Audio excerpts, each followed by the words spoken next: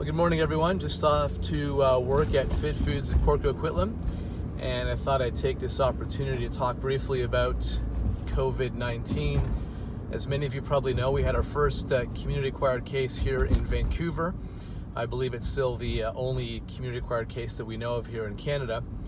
And of course, there's some precautions that we all recognize we need to take. Some of them are just sort of commonsensical.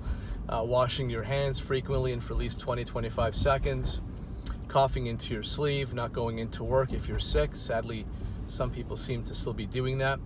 But nonetheless, the point here is that we know those things are important, but we also should recognize there's some things we can do internally to better protect ourselves from infection.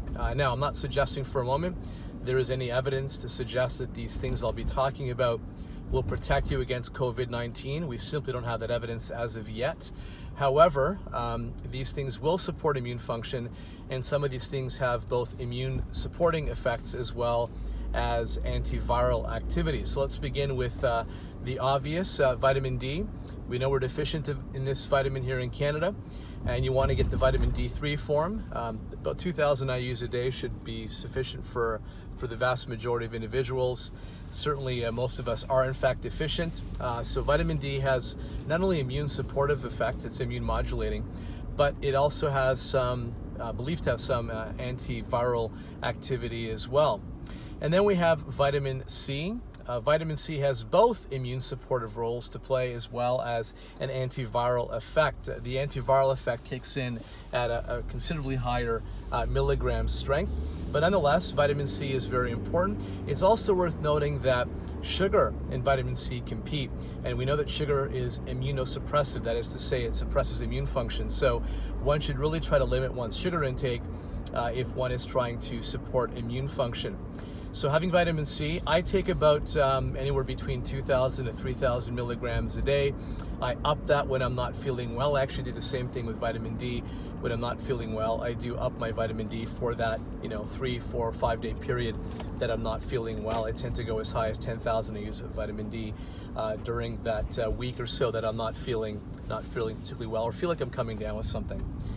Then we have minerals, zinc and selenium. Looking at zinc in particular, it has notable immune supportive effects as well as antiviral effects as well. I tend to take about 35 milligrams a day. You can go as high as 50, but you want to make sure if you take zinc on an ongoing basis, it can result in deficiencies in copper, so you want to complement that with some copper. And as far as forms are concerned, I tend to use zinc picolinate, but there's other good forms as well. Zinc citrate. You can even use zinc ascorbate, where they've combined ascorbic acid, i.e. vitamin C, with the mineral zinc. So you're kind of killing two birds with one stone. You're getting some zinc and some vitamin C as well. These are all good forms. Then you have selenium.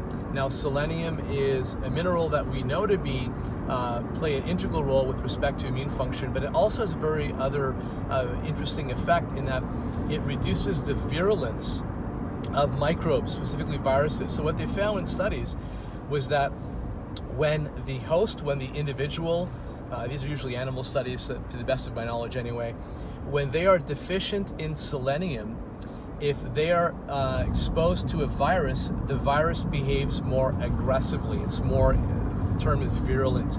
It has a higher virulence in the body. So having selenium not only supports immune function, but also may reduce the aggressive infection potential of that microbe. And then we have vitamin B6. I tend to use the P5P form. That's the most bioavailable form that you can get.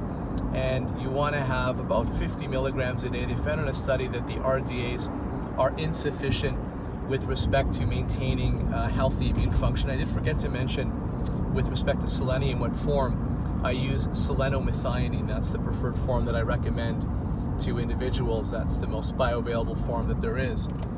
And then, of course, probiotics. Probiotics are absolutely important for so many things, and of course, immune function being one of them. So have a good probiotic. At North Coast Naturals, we use a specific probiotic called Bacillus subtilis DE111. Loads of clinical studies, loads of research been shown to support immune function. It's also remarkably tolerant to heat, to acid. It's food stable. So we use it in our grains, we use it in our proteins, we use it in our all-in-one. We use it in a lot of our products, and so does PVL, our sister company. So it's really a very important probiotic to use as well. And then, of course, there are other probiotics one can use. I tend to be a fan of also complementing the DE111 with other multi-strain, higher potency formulas. The one I've been using for the last little while, actually it's been for quite some time, frankly, myself and my children, my wife, has been it's by HMF. HMF has a multi-strain, which I'm particularly fond of, that I've been using for some time.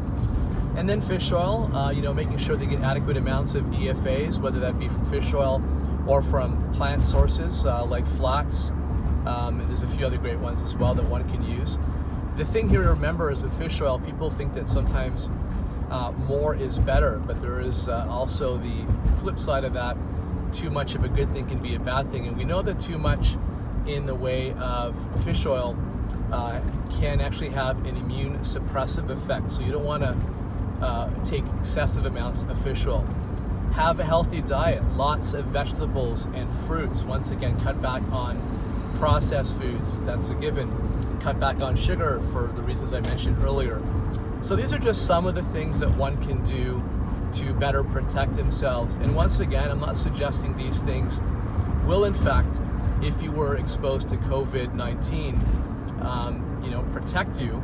However, we do know they do protect you, your immune system support it, and they have antiviral effects.